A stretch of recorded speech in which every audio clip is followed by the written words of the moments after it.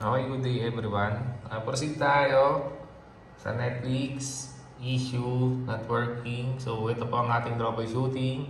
I-upgrade po natin si Netflix gamit yung Aptoid TV. Okay? So, ito, proceed po muna tayo. Punta tayo sa app list. Once na nasa app list na po tayo, ito, Aptoid TV. Okay? So pag dito na tayo and discover, click right nyo lang. Yan, right. Ito po. Itong Netflix na to. Yung black ang kailangan nating i-download. Wag po ito hindi po ito. Ito. Itong Netflix na to ang kailangan nating i-download. So yan, click po natin. And then install. Yan. So, wait natin mag-download siya. Yan, downloading.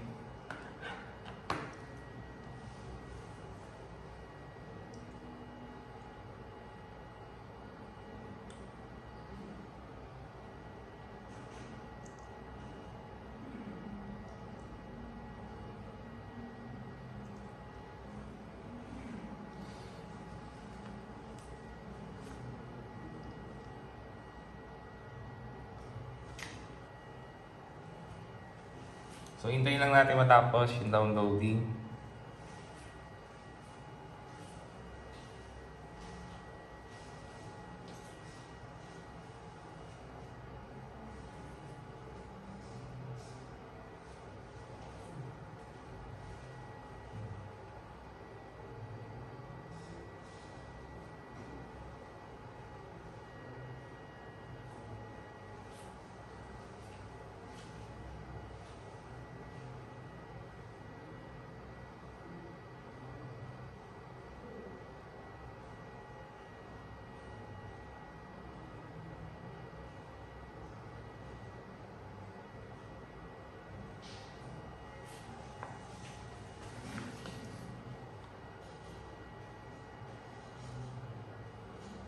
So, ayan.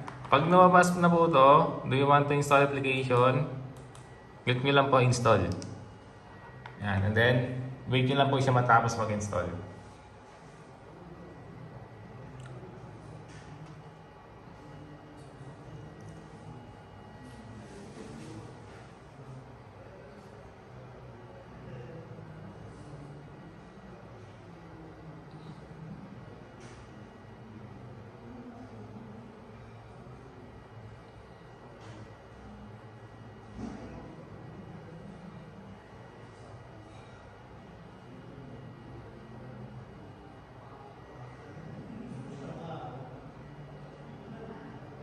So, yan.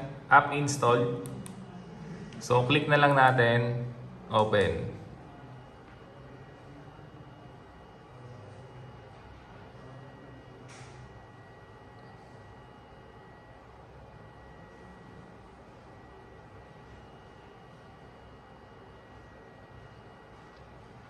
So, yan. Okay na siya. Ano, click na lang natin dito sa may sign in. Using nyo na lang yung mouse dun sa may mismong remote nyo. Yan. And then, input tayo ng ito, sign in. Dito po, yan.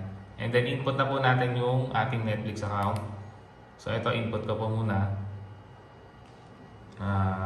So, wait lang. Yan na muna natin.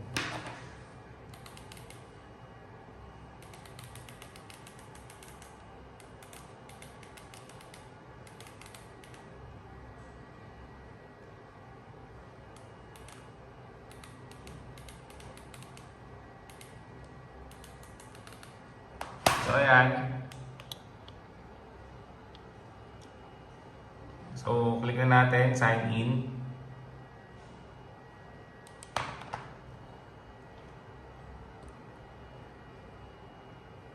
So, yun. So, okay na siya.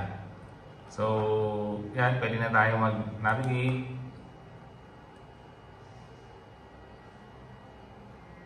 And yun. So, yun lang naman po ang ating troubleshooting kapag yung Netflix natin is not working. So ito, advice ko na lang din, gamitan nyo na lang po siya ng keyboard para mas easy yung navigation, or yung ganito pong i8 mini keyboard para mas easy po yung navigation natin sa ating TV stick po. Yun lang naman po. Maraming salamat.